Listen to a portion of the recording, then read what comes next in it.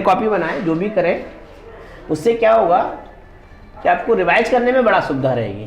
100 questions revise करना और उसके कंपैरिजन में 20 क्वेश्चन लगभग रिवाइज करना ज़्यादा अच्छा है, क्योंकि कोर्स का तो फिर प्रेशर हो जाता है एग्जाम के टाइम में, तो पहले से ही कोई हमें स्ट्रेटेजी बनानी पड़ेगी।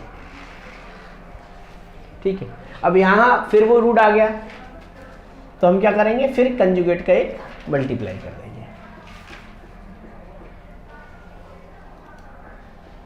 ठीक, ये हमने इसमें कंजुगेट का मल्टीप्लाई किया, तो ऊपर तो एज इट रूट जैसा है वैसे ही आ जाएगा x, या ऐसे लिख सकते हैं थोड़ा सा टाइम बचाने के लिए, x + 2 की power half,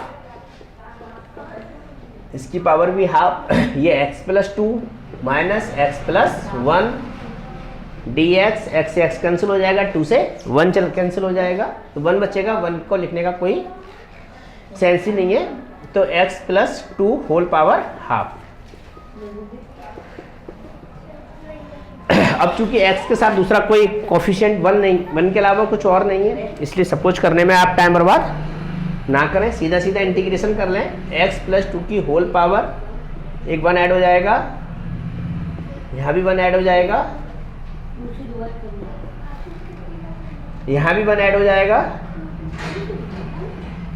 dx that is 3/2, ये भी 3/2, रेसिप्रोकल होकर 2/3, x + 2 की होल पावर 3/2, 2/3, x + 1 की power 3/2 plus c।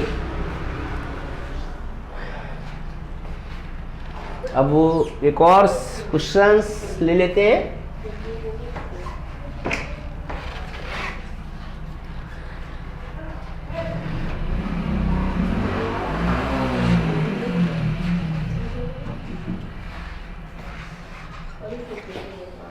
Question number रहा आपका 10³ sec x। इस टाइप के मैं 2 सवाल बना लेता हूँ, एक में sec x लिख देता हूँ, एक में sec की पावर कुछ ना कुछ स्क्वायर वगैरह कर देता हूँ, क्योंकि दोनों में पैरेलल तौर पर आपको समझ में आए कि इसमें ऐसा क्यों करना है, इसमें ऐसा क्यों करना है। अगर आपने यहाँ पर 10x को t माना, सपोज किया, तो sec² x चाहिए, जो यहाँ है नहीं। ठीक, तो यहाँ पर पैटर्न बदलना पड़ेगा। यहाँ पर हम 10x को क्या मानेंगे, सपोज करेंगे t, क्यों, क्योंकि इसका डिफरेंशिएशन करने पर sec² x आता है, ये पूरा चले जाएगा, तो फाइनली जो इंटीग्रेशन होगा वो हमारा t³ dt का होगा, और t³ का इंटीग्रेशन क्या हो जाएगा, t⁴/4 + c। ठीक है, और t को हम लिख देंगे 10⁴x/4 + c। अब यहाँ पर लिखा है 10x sec x, तो यहाँ पर हम कैसे करेंगे, sec x को मानेंगे t, क्यों, क्योंकि sec x को जैसे ही हम t मानेंगे तो sec x का देखिए समझने की कोशिश करिए, sec x 10x dx = dt, जो इंटीग्रेशन हो गया हमारा, एक sec x 10x चला गया, लेकिन ये 10² x हो गया। और स्क्वायर की केस में तो पहले ही कह चुके हैं कि हमें स्क्वायर में केवल cos² x और cot² x का आता है, और जो dx तो चले गया था पूरा का, sec x 10x dx, तो यहाँ पर dt आ गया। जब ये फंक्शन dt का है तो यहाँ t होना जरूरी है, तो यहाँ हम इसे क्या लिखेंगे, फिर हम sec² x - 1 और ये dt, और sec² x को हम लिखेंगे t² - 1 dt, that is t³ - t + c, और t³ का हो जाएगा sec³ x / 3, और t का हो जाएगा हमारा sec x + c। ठीक, इसमें ये वाला इंटीग्रेशन जब आता है तो बच्चा जल्दी कर लेता है, उसमें कोई कंफ्यूजन नहीं होता, लेकिन जब भी ये वाला आता है 10x sec x वाला, तो यहाँ वो भूल जाता है। तो आप भी अपनी कॉपी में बिल्कुल ऐसे ही फेयर बना के चलना है, जिससे कि आपको दिमाग में बात बनी रहे।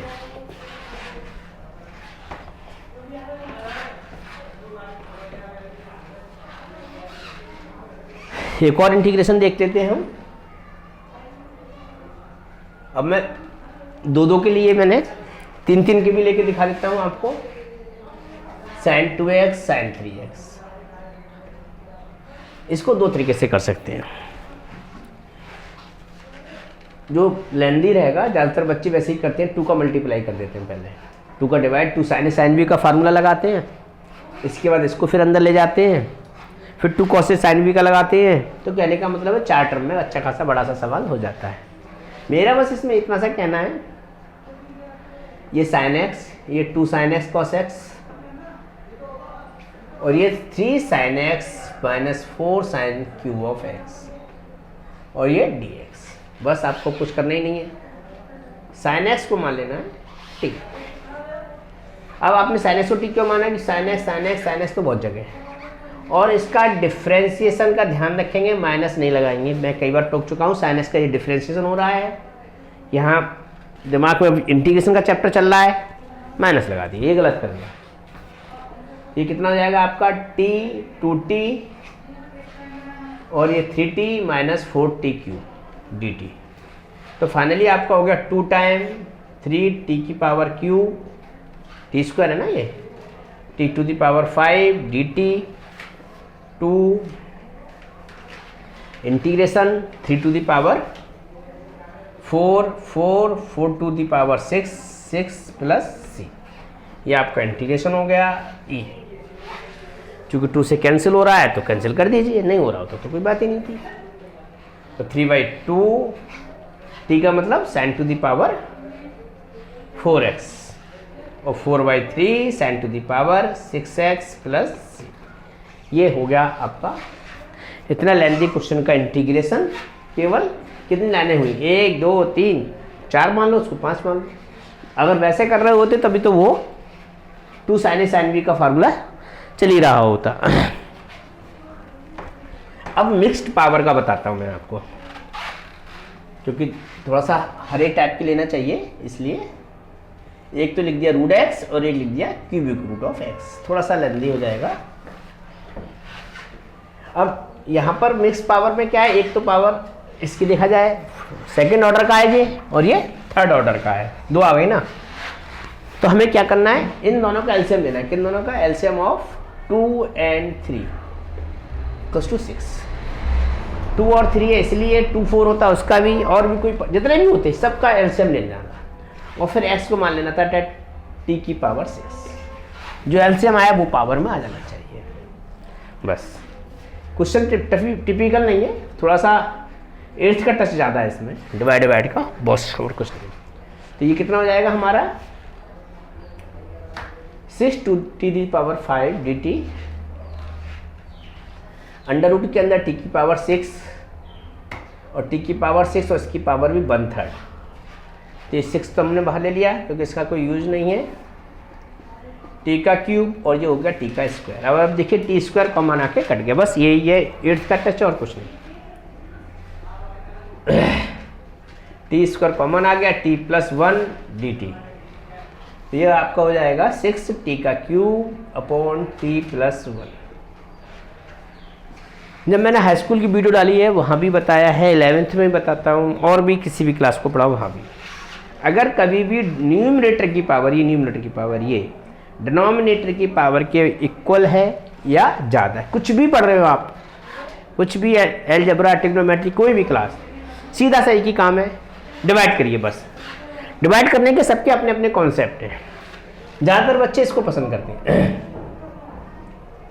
मैं थोड़ा कम पसंद करता हूँ इसको, लेकिन जब नहीं समझ में आता तो फिर बच्चों से कह देता हूँ ठीक है आप ऐसे करिए, लेकिन आप थोड़ा सा मेरा मेथड को फॉलो अप करिए। ये तो आपके पास फाइनल है ही, जैसा डिनोमिनेटर है मैं वैसा ही न्यूमरेटर बना देता हूँ। कैसे बनेगा वैसे ही, थोड़ा सा सीखने की बात है, अगर आप सीख लेंगे तो बहुत ज़्यादा टाइम बचता है, क्योंकि ये अभी पावर 3 का था, आपने डिवाइड कर लिया। अगर पावर 5 होती यहाँ पर तो डिवाइड भी आपका बहुत लेंदी हो जाता है और बहुत टाइम कंज्यूमिंग होता है। क्या करना है आपको, यहाँ पर 1 प्लस करना है, 1 माइनस करना है, हो गया। अब यहाँ पर a cube plus B cube का फार्मूला लग जाएगा। क्या होता है a cube plus B cube का, a plus B A square plus B square minus A B, और ये 1/t + 1।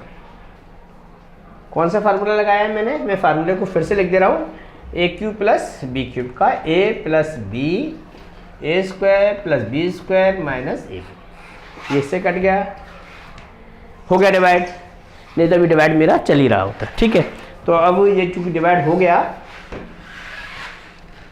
तो इसे लिखा जा सकता है 6t² का इंटीग्रेशन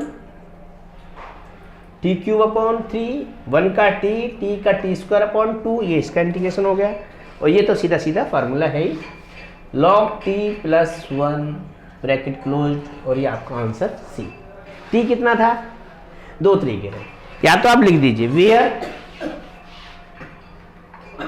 t = x⁴ ठीक, या आप वैल्यू पुट कर दीजिए, जो आपको पसंद आए, वो कोई मैटर नहीं क्या है। पुट करेंगे तो क्या हो जाएगा, t की वैल्यू क्यूब है ना, यहाँ क्यूब चेक रखा जाएगा, एक स्टेप बढ़ जाएगा, क्या हो जाएगा x⁴ ये 2 log x⁴ 1/6 + 1 bracket close plus, better यही होता है। वैसे तो टाइम की शॉर्टेज है एग्जाम में, वैसे रहेगी नहीं अगर आप मेरे को फॉलो करेंगे, कभी भी नहीं रहेगी, क्योंकि मैं स्टेप एक्स्ट्रा एक भी नहीं लिखवाता हूँ और एक भी स्टेप में शॉर्ट भी नहीं करता, ये मेरी नेचर में है। ना तो आप शॉर्ट करेंगे ना एक्स्ट्रा, जब एक्स्ट्रा लिखेंगे ही नहीं तो टाइम तो आपका बच ही जाएगा। ठीक है, एक और क्वेश्चन ले लेते हैं 22 x⁴ m-1 1 - x⁴ m। कभी एक आध बीच में इजी भी डाल देते हैं रिवीजन के तौर पर, जिससे ज़्यादा टेंशन नहीं हो बच्चों को। अब ये देखिए कि ना इसका जो डिफरेंशिएशन है वो ये रखा है। सपोज मैं s की पावर m को मान के भी कर सकता हूँ, लेकिन अभी थोड़ी देर पहले मैंने कहा मैक्सिमम चीज़ को मानिए और रूट में लगाए, इसे आप t² मानिए। मैं बार बार t² की प्रैक्टिस इसलिए करा रहा हूँ कि दिक्कत आती है आगे जाके। m(x⁴ m-1 dx 2t dt, ये चीज़ तो चली गई पूरी की पूरी। यहाँ पर क्या बचेगा, -1/m, तो ये हो जाएगा 2t dt अंडर रूट के अंदर t² + c, t² से t कैंसिल हो गए, तो ये बचेगा आपका -1/m, 2 आप बाहर निकाल लीजिए, t dt, t² से t कट गया अभी, तो एक थोड़ा जल्दी कर दिया, 2/m, ये t + c, और t किसके बराबर था हमारा 1 - x⁴m whole power half plus c। नहीं अभी नहीं, नेक्स्ट क्वेश्चन और लेते हैं अभी हम 20। अब मैं आपको थोड़ा सा एक दो शॉर्टकट और बता रहा हूँ। ट्रिग्नोमेट्री के फंक्शन में बच्चों को कन्फ्यूजन रहता है कि हम किसको t माने किसको नहीं माने, और ये वास्तव में काफ़ी कन्फ्यूजन तो है ही। sin⁵x और एक और क्वेश्चन है cos² dx, एक और ले लेते हैं। दोनों क्वेश्चन जैसे पीछे भी मैंने बताया था, दो क्वेश्चन पैरेलल में लिए थे, cos x dx। ऐसा नहीं है कि sin पे पावर ऑड हो और cos पे अलग, मतलब ये मैंने एक केस लिया, एक इवन एक ऑड, एक ऑड दूसरी भी ऑड, ये दो केस लिए, दोनों पर इवन थोड़ा सा बड़ा हो जाता है, बाद में अगली नेक्स्ट वीडियो में मैं आपको वो भी बता दूंगा। तो इसमें है क्या, जिसकी भी पावर इवन हो, जिसकी भी, उसको t मानेंगे, पावर को छोड़ के। cos की पावर इवन है, cos x को t मानेंगे। इसमें क्या है, दोनों ही ऑड है, किसी को भी t मान लीजिए, तो बेटर क्या है, आप sin x को t मानिए। क्यों, इससे cos x पूरा चला जाएगा। cos x को t मानते आप तो क्या प्रॉब्लम क्रिएट होती, एक sin x जाता, sin की पावर 4 बचती, उसको कन्वर्ट करना पड़ता। तो sin x को t माना, ये cos x dx हो गया, ये इंटीग्रेशन आ गया, t की पावर 5 हो गया, dt हो गया t की पावर 6/6 प्लस c, और t कितना है, sin की पावर 6x/6 प्लस c। अब यहाँ देखिए किसको हमने t बताया आपको, जिसकी पावर इवन है, ऑड नहीं, जिसकी पावर ऑड में क्या है, किसी को भी मानिए, इवन में क्या है, जिसकी ऑड है उसी को ही, इवन है उसी को ही मानेंगे। तो -sin x dx = dt, तो यहां पर क्या बचा आपका, sin² ऑफ x, और cos x को मान लिया t², और ये हो गया आपका dt। आपने माना था cos x को t, आ गया sin स्क्वायर x। चूंकि पावर ऑड को माना था ना, तो एक पावर चली गई, इवन हो गई। अब चूंकि ये इवन हो गई तो हम इसे लिख देंगे 1 minus cos square of x, ये टी स्क्वायर। ऐसा नहीं हो सकता कि एक x है और एक t और इंटीग्रेशन हो जाए, हमें दोनों ही पूरा फंक्शन लेना चाहिए x के टर्म में या t के टर्म में। तो ये dt लिखा है तो t के टर्म में ही लिया जाएगा, तो ये cos square x dt, t square dt, ये हो जाएगा आपका। चाहो तो माइनस भी अंदर ले जाइए आप, t की power 4 minus T square dt, और ये हो जाएगा t to the power 5 upon 5, t का क्यूब अपॉन 3 प्लस c, और t की पावर t कितने के बराबर है, cos to the power 5x upon 5 minus cos cube x upon 3 plus c। एक और लेंगे, इसमें इवन ऑड ले लिए मैंने पावर, एक पावर और लेंगे फ्रैक्शन की, जिससे कि अच्छे से फ्रैक्शन का भी केस समझ में आ जाए कि अगर पावर फ्रैक्शन की होगी तो फिर कैसे करेंगे। जैसे एक क्वेश्चन दिया मैंने, sine to the power 2/3 x cos cube x। अभी मैंने क्या बताया था आपको इस क्वेश्चन में, जिसके इवन है वो लेंगे। अब यहाँ जो फ्रैक्शन में पावर है, हमारे पास दूसरा ऑप्शन ही नहीं है कि हम कोई और चीज़ को टी ले लें, और सबसे अच्छी बात ये दूसरी पावर ऑड है, तो कोई दिक्कत नहीं, इवन को लेना था, बस इसको हमने टी मान लिया। तो ये cos x dx और ये dt, और ये हो गया आपका t की पावर 2/3, ये cos x चला गया, cos square of x dt, अभी हो जाएगा t की पावर 2/3, cos स्क्वायर x को हम लिख देंगे 1 minus sin square x dt, और ये संगी संग t की पावर 2/3 अंदर, ये t की पावर 2/3, और sin स्क्वायर x क्या है, t स्क्वायर, ये हो जाएगा t की पावर 2/3, पावर जोड़ेंगे ना 2/3 प्लस 2, 3 2 जा 6, 3 दूनी 6, 6 2 8, 8/3, और ये dt। अब इसका इंटीग्रेशन करेंगे तो यही बताया है, मल्टीप्लाई में पावर, ये पावर ऊपर एक ऐड हो जाएगी, यहाँ भी पावर एक ऐड हो जाएगी,